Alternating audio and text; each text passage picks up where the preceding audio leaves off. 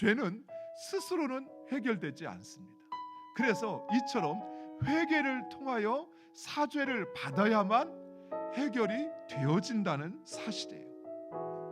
우리가 죄를 범하였을 때 그 죄는 내가 회개하지 않고 하나님 앞에 내가 철저히 통회하고 또 그 죄의 자리를 떠나고 그 길을 돌이키지 않고는 나는 결코 죄에서 벗어나질 못해요. 여러분, 하나님의 능력도 강력하지만 이 죄의 영향력 역시 엄청나게 강력하다는 사실을 우리는 결코 잊어서는 안 돼요. 그래서 우리가 말씀을 볼 때 그토록 하나님의 사람들이었던 대제사장들, 백성의 장로들, 선지자들조차 이 죄의 유혹을 받으면 그들이 쩔쩔매고 죄에 붙잡혀 살았던 것을 보게 되는 것입니다.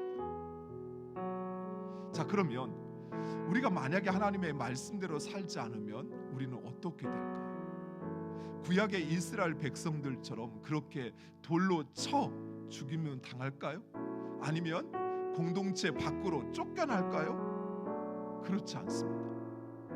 우리는 예수 그리스도께서 우리의 그 모든 죄, 과거와 현재와 미래, 내가 부지 중에 고의 중에 행한 모든 죄까지도 예수님께서 다 담당하셨어요. 그래서 우리는 죄의 책임을 지는 필요가 우리에게는 없다라는 것입니다. 죄에 대하여 두려워할 필요가 없어요. 죄의 결과를 두려워할 필요가 없다라는 거예요. 마땅히 내쫓김을 당해야 되는데 예수님이 당하신 거예요. 마땅히 돌로 쳐 죽임을 당해야 되는데 예수님이 그렇게 죽임을 당하신 거예요. 그래서 우리는 그 죄의 결과를 우리가 짊어질 필요 없어요. 우리가 예수 그리스도의 십자가를 그렇게 노래하고 그렇게 감사해야 할 이유가 바로 거기에 있습니다.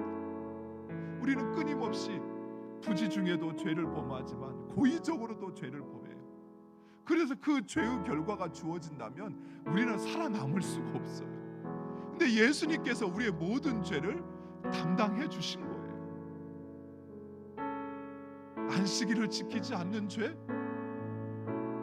하나님의 말씀에 순종하지 않는 죄, 그 죄를 예수님이 다 담당해 주셨어요. 그래서 죄의 결과를 하나님은 우리에게 묻지 않으셔요. 단 성령께서 우리 마음 가운데 우리로 그 죄, 나의 죄를 감당하신 예수 그리스도의 그 은혜를 알게 하셔요. 그리고 내 죄가 얼마나 무거운 것인지를 우리로 깨닫게 하시고, 그래서 우리로 그 죄를 내가 깨달았을 때 하나님 앞에 나의 죄를 고백하며 사죄를 하게 하실 뿐만 아니라 그리고 그 죄를 멀리하게 하시는 것입니다.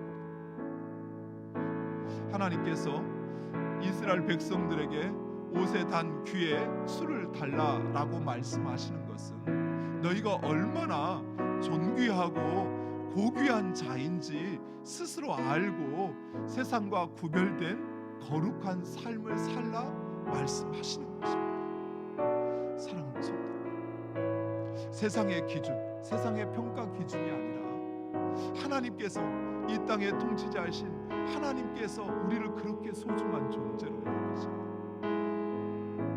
우리를 이 세상 그 어떤 대통령이나 영부인이나 그들보다 더 귀하고 존귀한 존재로 하나님 우리를 그리 인정하시는 것입니다. 하나님의 백성은 그처럼 고귀한 존재예요. 그렇다면 우리가 이제는 세상 사람들과 구별되지 않는 그런 삶을 사는 것이 아니라 구별된 하나님의 백성으로, 거룩한 하나님의 백성으로 살아가야 되지 않을까. 더욱이 우리를 위하여 하나님께서 우리를 축복하시기 위하여 우리에게 주신 그 하나님의 말씀, 그 말씀을 우리의 삶의 기준으로, 우리의 삶의 원칙으로 삼고 그 말씀으로 따라 살아가는 우리가 되기를 간절히 축원드립니다. 기도하겠습니다.